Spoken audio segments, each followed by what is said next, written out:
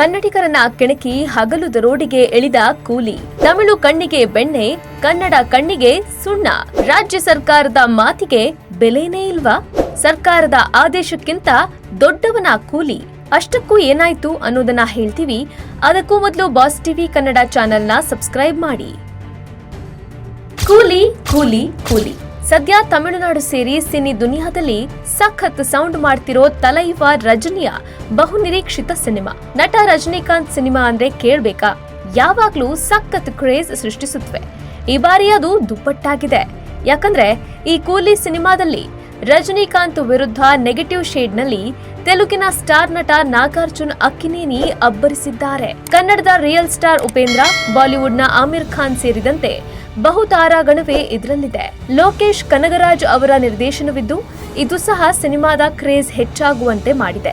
Cinema ಯಾವಾಗ release ಆಗುತ್ತೋ ಅಂತ ಕಾಯ್ತಿದ್ದ ರಜನಿ ಅಭಿಮಾನಿಗಳಿಗೆ ಟಿಕೆಟ್ ದರ ಆಘಾತ ನೀಡಿದೆ. ಕರ್ನಾಟಕದಲ್ಲಿ ಸಿನಿಮಾ ಟಿಕೆಟ್ ದರ 200 ರೂಪಾಯಿಗೆ ಮಿತಿ ನಿಗದಿ ಮಾಡಿದ ಸರ್ಕಾರ ಕರಡು ನಿಯಮ ಪ್ರಕಟಿಸಿದೆ. ಈ ಮಧ್ಯೆ ರಿಲೀಸ್ ಆಗಲಿರುವ ಕೂಲಿ ಸಿನಿಮಾ ಟಿಕೆಟ್ 2,000 ರೂಪಾಯಿಗೆ ಮಾರಾಟವಾಗಿದೆ. ಬೆಂಗಳೂರಿನಲ್ಲಿ ಇಷ್ಟೊಂದು ದುಬಾರಿ ಬೆಲೆಗೆ ಟಿಕೆಟ್ ಮಾರಾಟವಾಗ್ತಿರೋದು ಅಚ್ಚರಿ ಮೂಡಿಸಿದೆ. ಆಗಸ್ಟ್ 14ರ ಬೆಳಗ್ಗೆ 6 ಗಂಟೆಯಿಂದಲೇ ಚಿತ್ರ ಪ್ರದರ್ಶನಗಳು ಶುರುವಾಗಲಿವೆ. ನೂರಾರು ಥಿಯೇಟರ್ನಲ್ಲಿ ಧೂಳೆಬ್ಬಿಸಲು ಕೂಲಿ ರೆಡಿಯಾಗಿದೆ.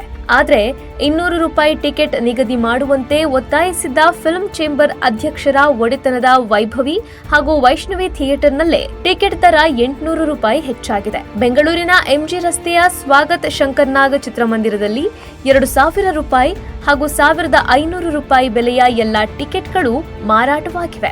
ಇದೇ ರೀತಿ ಬೇರೆ ಬೇರೆ ಚಿತ್ರಮಂದಿರಗಳಲ್ಲಿ ಟಿಕೆಟ್ ದರ ಹೆಚ್ಚಾಗಿದೆ. ಇನ್ನು ಮಾಲ್ಗಳಲ್ಲಿ ಕೇಳೋದೇ ಬೇಡ ಎಂಬ ಸ್ಥಿತಿ ನಿರ್ಮಾಣವಾಗಿದೆ. ಕನ್ನಡ ನೆಲದಲ್ಲಿ ಪರಭಾಷಿಕರ ಸಿನಿಮಾಗಳು ಹೆಚ್ಚು ಥಿಯೇಟರ್ ಪಡೆಯುವುದು ಮಾತ್ರವಲ್ಲದೆ ಹಗಲು ದರೋಡೆ ಮಾಡಲು ನಮ್ಮವರೇ ಬೆಂಬಲ ಕೊಡ್ತಿರೋದು ಎಷ್ಟು ಸರಿ ಅನ್ನೋದು ಕನ್ನಡ ಅಭಿಮಾನಿಗಳೇ ಹೇಳ್ಬೇಕು.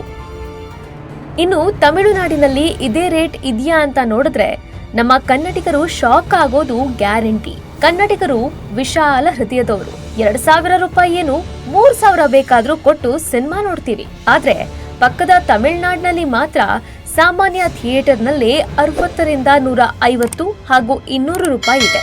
ಇನ್ನು ಮಲ್ಟಿಪ್ಲೆಕ್ಸ್ ನಲ್ಲಿ 200 ರಿಂದ ಗರಿಷ್ಠ ಅಂದ್ರೆ ವಿಐಪಿ ಟಿಕೆಟ್ಗೆ 450 ರಿಂದ 500 ರೂಪಾಯಿ ಇದೆ. ಸಿನಿಮಾ ಟಿಕೆಟ್ ದರ ಅಲ್ಲಿ ಫಾಲೋ ಮಾಡ್ತಿದ್ದಾರೆ.